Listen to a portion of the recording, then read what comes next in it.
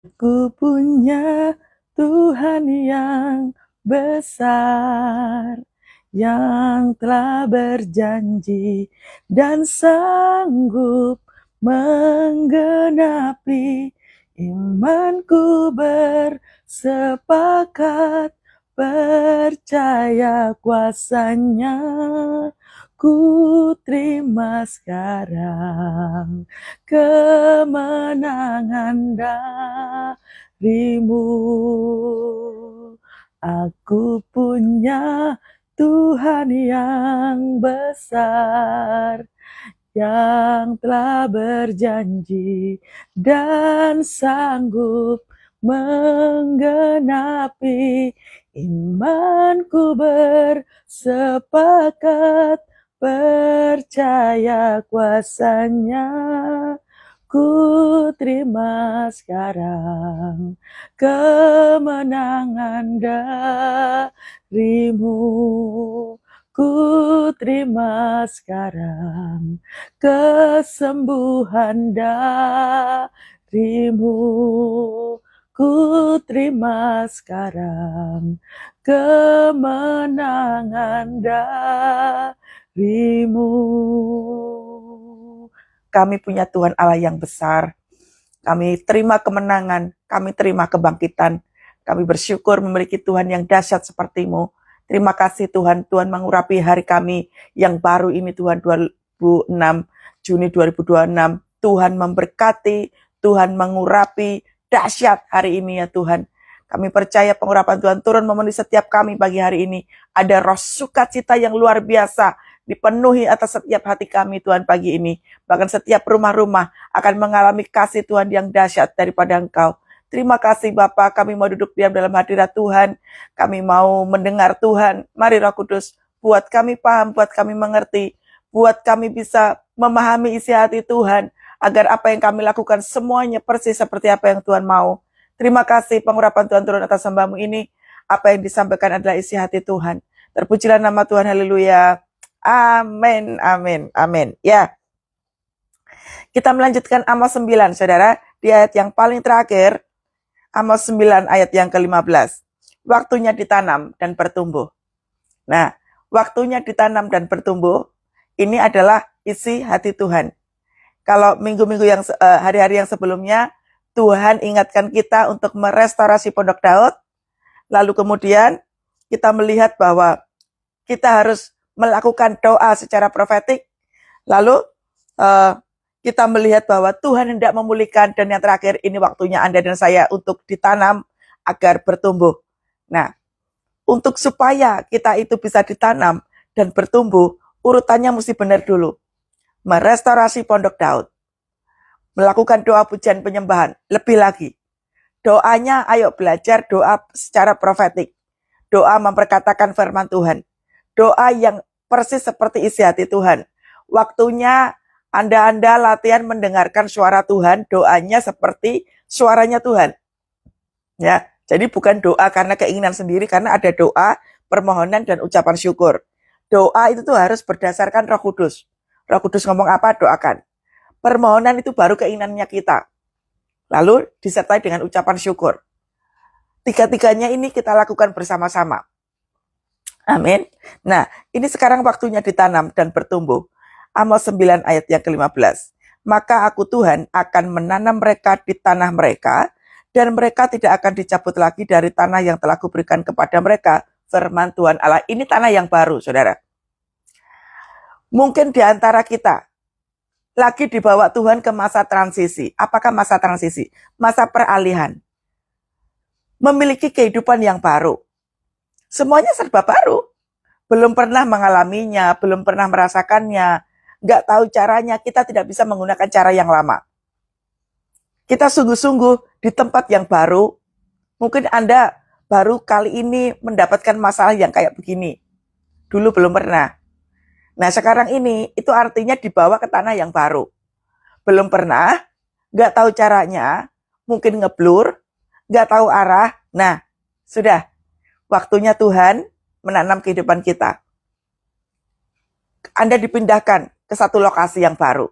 Itu hidup yang baru. Anda dipindahkan ke suatu persoalan yang baru. Contoh misalkan Anda kena PHK, berarti sudah masuk ke kehidupan yang baru. Anda kehilangan sesuatu hal. Mungkin Tuhan sedang memindahkan Anda ke kehidupan yang baru. Anda mungkin ditinggalkan pasangan atau harus fokus seperti apa. Anda lagi dipindahkan ke satu situasi yang baru. Ikuti tuntunannya Tuhan harus seperti apa. Itulah pentingnya restorasi Pondok Daud. Merestorasi hubungan kita dengan Tuhan. Day by day. Jangan nggak melakukan apa-apa, saudara. Setiap daripada kita tuh mesti ditanam dan bertumbuh. Jangan stuck di satu area. Cuman mikirin ini aja, tanpa adanya pertumbuhan. Loh, jangan. Setiap daripada kita mesti bertumbuh, mau ditanam sama Tuhan, dan mengerti kita itu disuruh Tuhan apa. Amin. Maka Tuhan akan menanam mereka di tanah mereka. Jadi bangsa Israel setelah mengalami masa penghukuman dan pembuangan, masanya dipulihkan. Kita mungkin lagi mengalami satu penghukuman karena kita hidup dalam pencobaan. Kita rasa-rasanya tidak enak banget, situasinya juga tidak enak. Anda mengalami peremukan, Anda mengalami satu situasi pemurnian yang luar biasa dahsyatnya itu, sampai engkau mengalami kesakitan yang luar biasa. Perhatikan, restorasi Pondok Daud, belajar berdoa secara prophetik, lihat bahwa Tuhan lagi memulihkan, dan yang keempat ini masa transisi, lagi dipulihkan. Maka aku akan menanam. Menanam itu artinya didirikan Tuhan dengan tujuan agar supaya Anda dan saya bertumbuh dan berbuah. Mungkin selama ini kita nggak bertumbuh sama sekali. Ke gereja juga enggak, berdoa ya angin-anginan, kadang doa, kadang enggak. Terlalu sibuk terhadap urusan pribadi, tidak mengutamakan Tuhan. Nah itu, sudah waktunya. Ini sekali lagi Tuhan main waktu. Kalau kita terlalu banyak ini dan itu, nah di masa-masa pencobaan, di masa-masa permukaan, ditarik sama Tuhan. Ayo sini nak, balik. Kamu mainnya udah terlalu jauh. Kamu udah lama gak ke gereja. Kamu udah lama. Masing-masing daripada kita tuh kalau dapat peristiwa, itu tuh tanya sama Tuhan. Tuhan kenapa? Apa? Tuhan mau bicara apa? Kok saya kehilangan pekerjaan? Tuhan mau bicara apa? Kok saya ditipu orang? Tuhan mau bicara apa? Kok saya mengalami ini? Nah, masing-masing daripada kita mesti bertanya sama Tuhan. Supaya kita paham dalam pertumbuhan. Jadi kata menanam itu didirikan Tuhan dengan tujuan agar kita semua bertumbuh dan berbuah. Di masa menanam ini, apa yang Tuhan lakukan? Yang pertama, sudah pasti pemulihan. Di masa-masa transisi itu, Tuhan sanggup memulihkan. Mungkin Anda yang dulunya kerja kantoran, terus sekarang jualan makanan mungkin. Itu disebut masa transisi. Apakah yang dulunya orang kerja di kantoran, banyak pendapatan, uangnya banyak, bisa traveling dan lain sebagainya. Terus sekarang jualan roti, jualan kue, jualan apa gitu ya. Apakah Tuhan tidak bisa memulihkan? Bisa banget. Di tanah yang baru, Tuhan bisa memberkati. Mungkin Anda ditipu sama orang, duitnya sudah nggak ada, modalnya tinggal sedikit. Dari yang sedikit itu, dikerjakan dengan sungguh-sungguh, Tuhan memulihkan keadaan kita. Saya masih ingat betul, ketika keluarga kami terancam rumah kami ditarik sama bank, karena utangnya banyak. Kami hanya diberikan waktu 2 minggu untuk berpikir, mau stay di situ atau meninggalkan rumah, karena rumah mau ditarik sama bank. Apakah yang kami lakukan? Kami berdoa. Nah ini masa transisi. Belum pernah yang namanya rumah ditarik sama bank tuh belum pernah. Belum pernah, nggak tahu bagaimana cara mengatasinya. Nggak tahu sama sekali. Nah itu masa transisi. Dari yang kami punya perusahaan besar, lalu kemudian harus banting setir, memiliki satu resto kecil gitu, kemudian beralih ke pabrik roti. Nah itu masa transisi, masa pemindahan.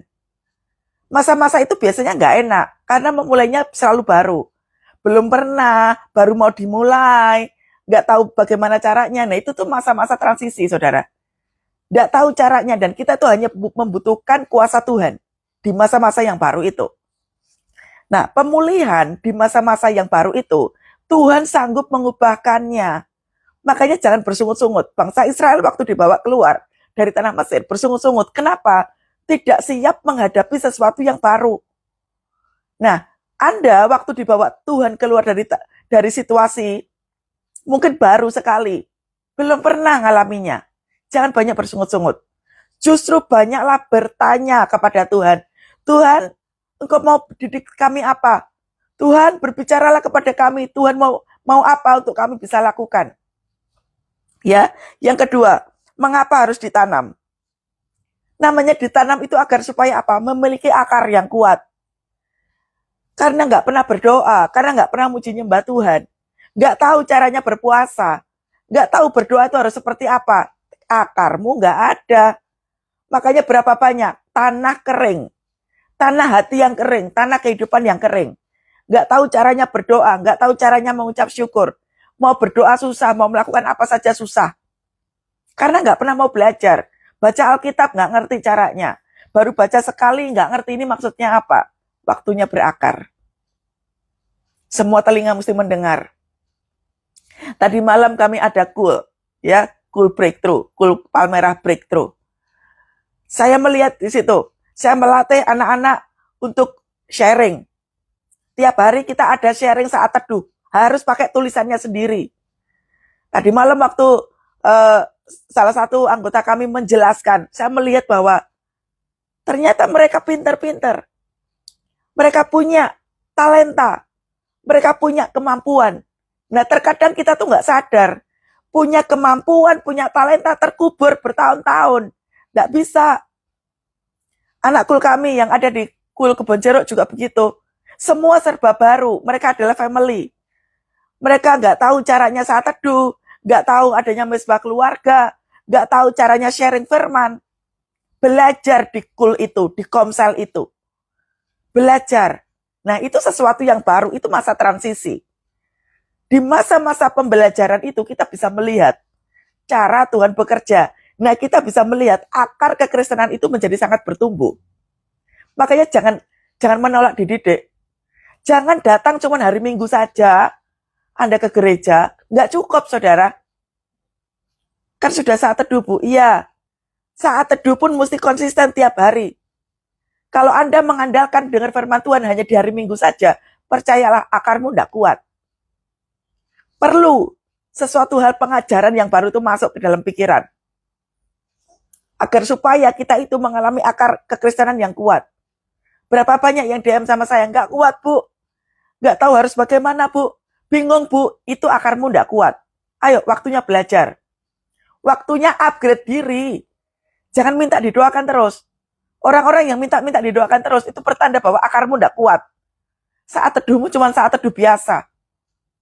Pasukan yang ada di live saat teduh ini bukan pasukan yang biasa.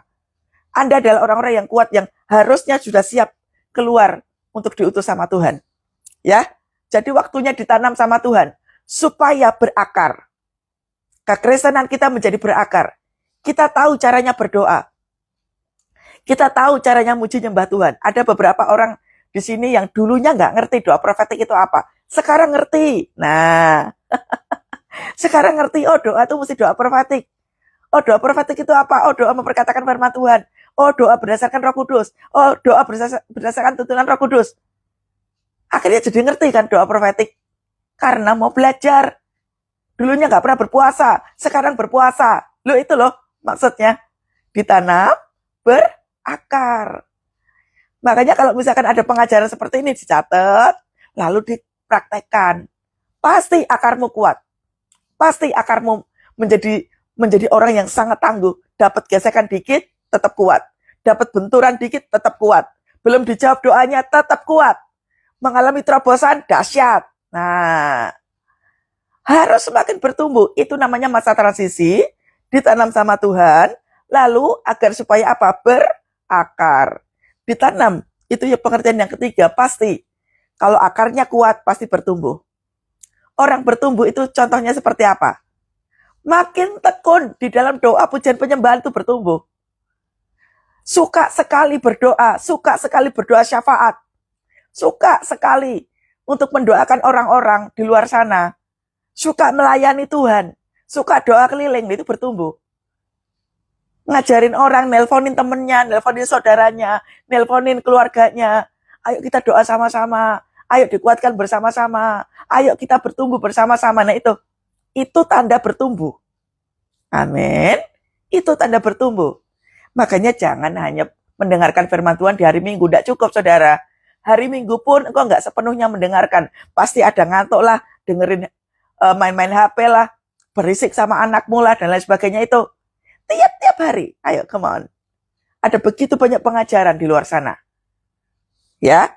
Lalu yang keempat, menghasilkan buah ditanam itu. Nggak cuma untuk hidup kita yang diubahkan. Cara kita hidup itu memberkati orang lain.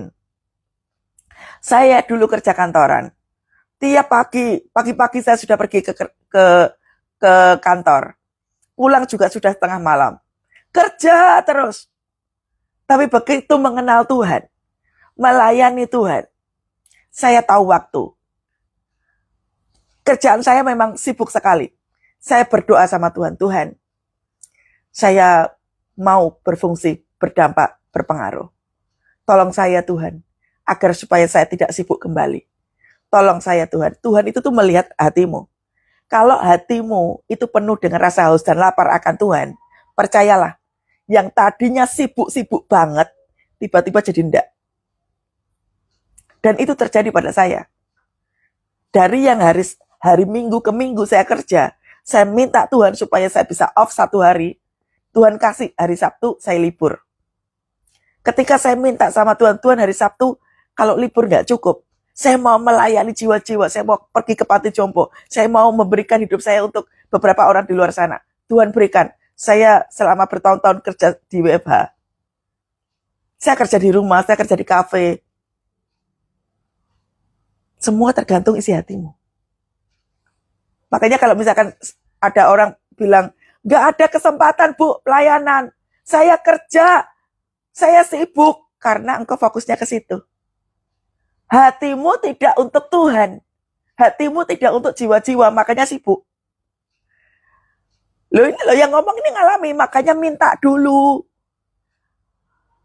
Mintalah bangsa-bangsa, maka akan kuberikan kepadamu. Nah, kalau kita tuh minta untuk bisa berfungsi, berdampak, berpengaruh bagi orang lain, meskipun engkau bekerja, tetap bisa melayani. Di kantor bisa melayani, di jalanan masih bisa melayani, masih punya HP toh, masih punya gadget.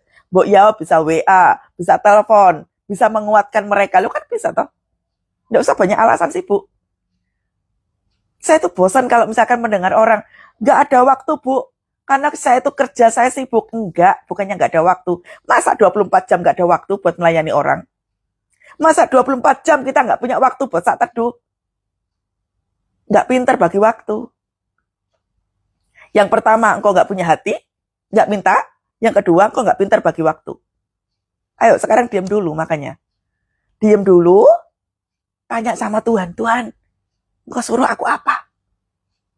Ada panggilan Allah, ada panggilan Tuhan atas bangsaku. Ada panggilan Allah. Tadi malam ada yang bersaksi namanya Bu Desi. Bu Desi mimpi 2 kali. Ya, mimpi 2 kali. Dia sebutkan mimpinya seperti apa, saya tertawa. 2 mimpi itu adalah mimpi panggilan untuk melayani jiwa-jiwa. Emangnya Bu Desi pengangguran? Enggak. Dia dimimpiin sama Tuhan 2 kali. Supaya apa? Melayani jiwa-jiwa.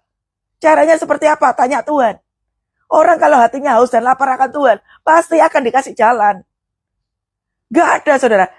Pekerjaan itu tuh adalah berkat Tuhan. Bisnis usahamu itu berkat Tuhan.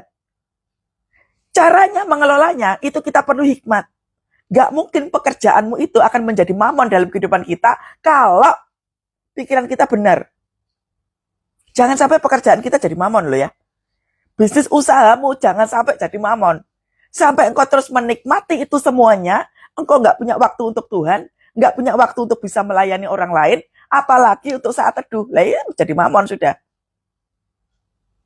Jangan sampai kita kehilangan momen bersama-sama dengan Tuhan dan sesama hanya karena kita sibuk bekerja.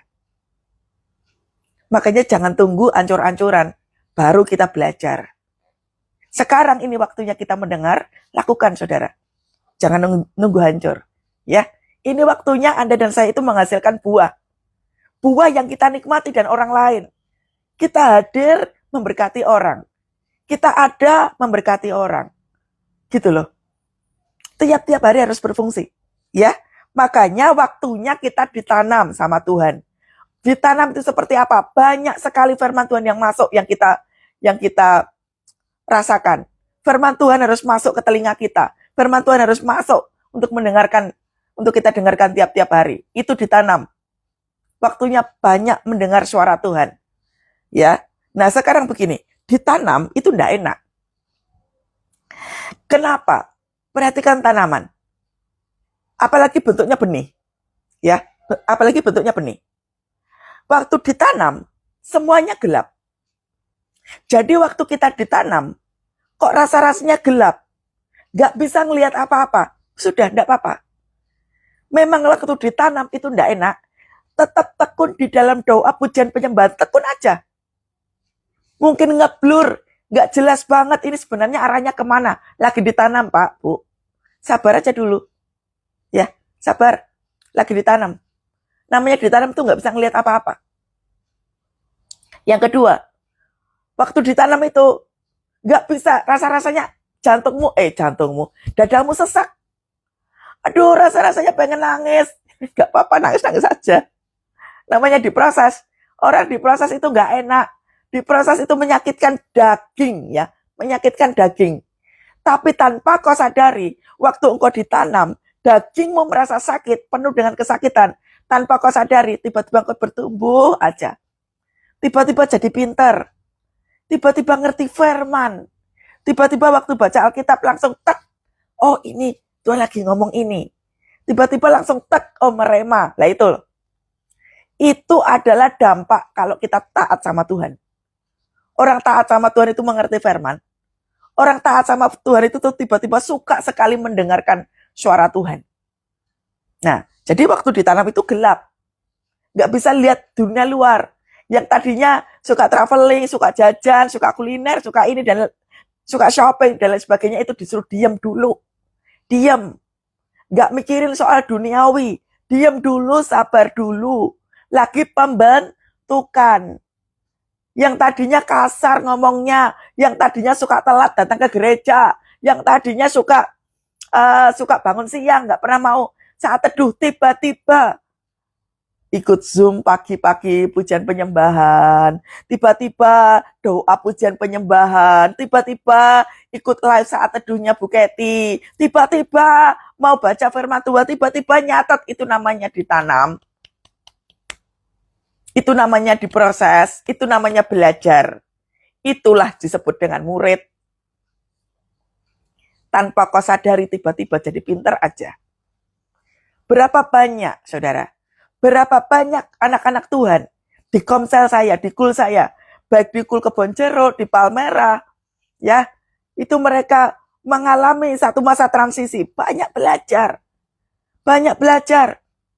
Nggak ngerti caranya baca firman Tuhan, terus kemudian saat teduh, sharing saat teduh gitu ya, saling berbagi gitu. Tadinya apa iso? Nggak iso. Tadinya nggak ngerti. Sekarang jadi, pinter tak? Karena mau belajar. Ya. Jadi, waktu ditanam, itu nggak enak. Gelap. Yang kedua, sesak. Engkau sesak hati rasanya Tuhan. Sesak hati Tuhan. Tuhan tidak kuat. Waktu engkau sesak hati, waktu engkau tidak kuat, worship. Amin. Worship. Nyembah Tuhan. Saya beberapa waktu lalu pelayanan di Seragen ya. Begitu masuk ke rumah-rumah penduduk, mereka banyak ditawan sama setan. Mereka susah sekali untuk bertumbuh, susah sekali untuk berdoa. Bawa api Tuhan ke sana. Ayo, muji nyembah Tuhan. Bangkitkan roh. Nah, bangkitkan roh. Kuat di dalam Tuhan. Come on. Nyembah Tuhan. I worship you. Jesus, I worship you. With all of my heart and all of my soul. I love you. I love to worship you. Dibangkitkan kembali rohnya. Kasih mula-mulanya dibangkitkan kembali. Tidak ada yang sia-sia di dalam Tuhan. Waktu kita nabur benih doa pujian penyembahan, mungkin belum terjadi apa-apa. Tapi percayalah, Tuhan yang memberi pertumbuhan. Amin. Sepanjang engkau tekun di dalam doa, pujian penyembahan, kualitas kita akan menjadi sangat dahsyat banget. Tiba-tiba aja, engkau udah ngerti. Dipikir saya dulu ngerti. Nah, saya dulu nggak ngerti apa-apa juga. Waktu saya kehilangan pekerjaan juga begitu. Ngeblur semuanya, nggak tahu apa-apa. Tapi sekarang saya bisa mengerti. Makanya bisa ngomong. Ya, jadi gelap itu sesak banget. Sesak banget. Tapi waktu engkau mendengarkan firman Tuhan, waktu engkau muji nyembah Tuhan, tiba-tiba hatimu damai. Ada rasa ketentraman di hati. Ada hati yang bergelora. Ada hati yang terus menyembah Tuhan. Tuhan, aku cinta Engkau. Ku cinta Kau, Yesus. Hanya Engkau bagiku, Yesus. Sungguh ku rindu menyatakannya. Betapa aku mengasihimu. Ayo, waktu kita datang di hadapan Tuhan, apakah kita ngomong, ku cinta Kau, Yesus? Adakah kita menyampaikan isi hati kita di hadapan Tuhan? I love you, Jesus. Aku mengasihi Engkau, Tuhan. Tuhan, Engkau baik. Saya bisa 2 jam, saudara. Cuman ngomong, Tuhan, Engkau baik. Tuhan, Engkau baik. Waktu saya disakiti, waktu saya difitnah, waktu saya dilukai, saya di tempat yang tersembunyi di sofa, saya duduk.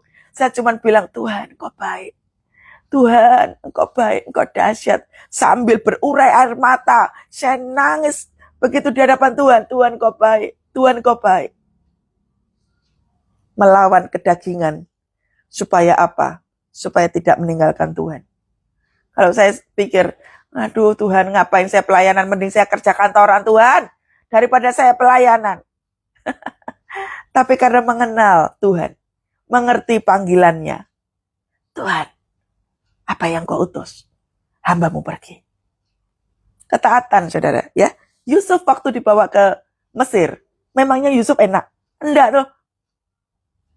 Enggak disukai sama saudara-saudaranya. Peremukan yang dialami oleh Yusuf. Untuk masuk ke tanah Mesir, peremukan terlebih dahulu. Sama, waktu kita masa transisi, untuk dipindahkan ke tempat yang baru, peremukan terjadi.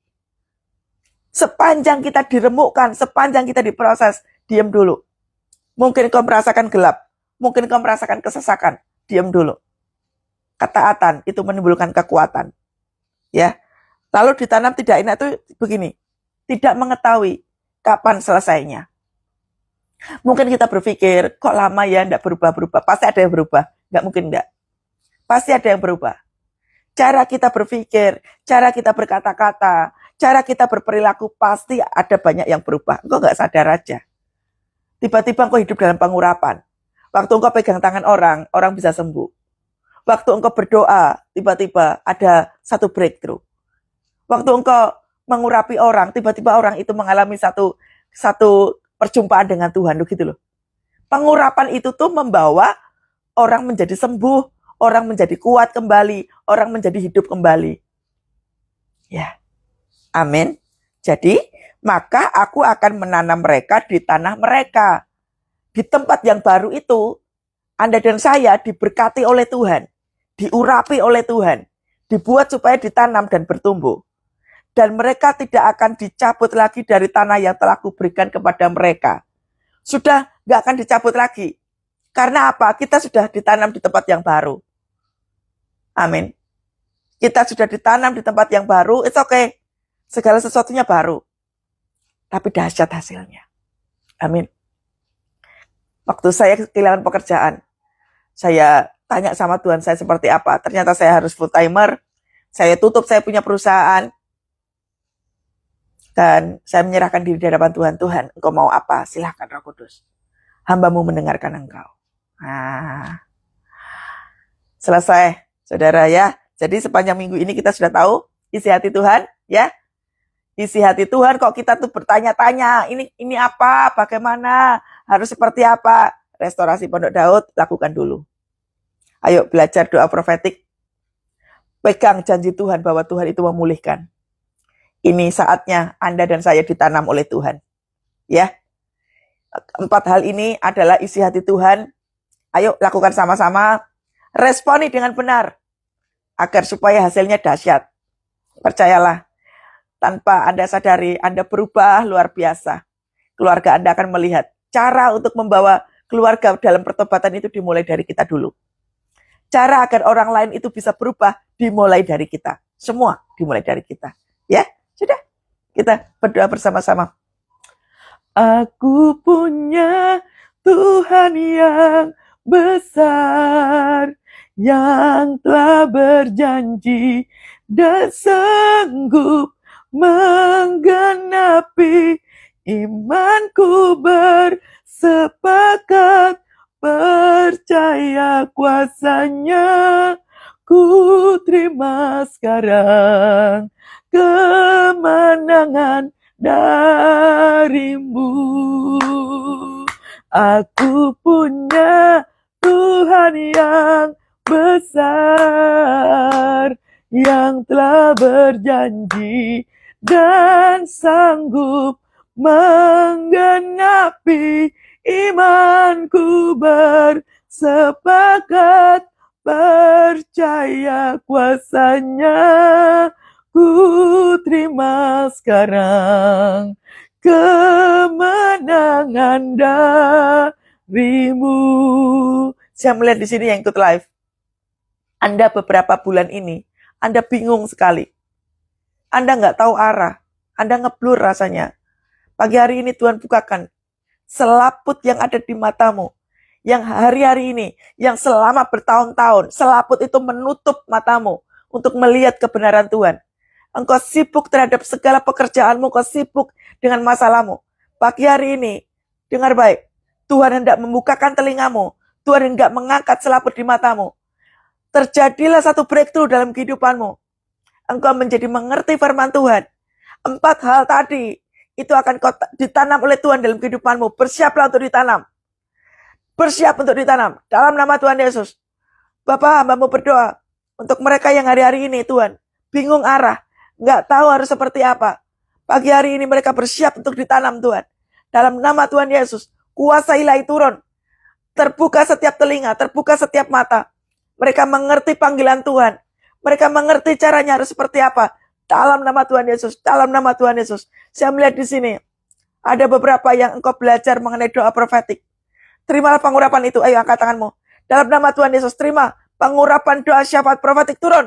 Dalam nama Tuhan Yesus. Segala doa-doanya profetik, penuh dengan kata-kata nubuatan, yang menghidupkan, yang membangkitkan, yang menguatkan, yang menyembuhkan, dalam nama Tuhan Yesus. Terima pengurapan itu. Oraba sikara lawala wala wala wala. Oraba sanda kana mata kana yara laraba ya shekede bekede rabo. Oraba takana yara lawala wala wala shekede kana yara lawala wala wala wala wala. Pengurapan double portion turun atas setiap jemaat Tuhan yang hari-hari ini mereka belajar berdoa syafaat. Pengurapan Tuhan turun. Semakin tajam dalam mendengar. Dalam nama Tuhan Yesus. Dalam nama Tuhan Yesus. Oraba shekede bekede takana yara laraba. Saya melihat di sini ada seorang anak perempuan. Engkau punya anak perempuan. Anak perempuanmu depresi parah.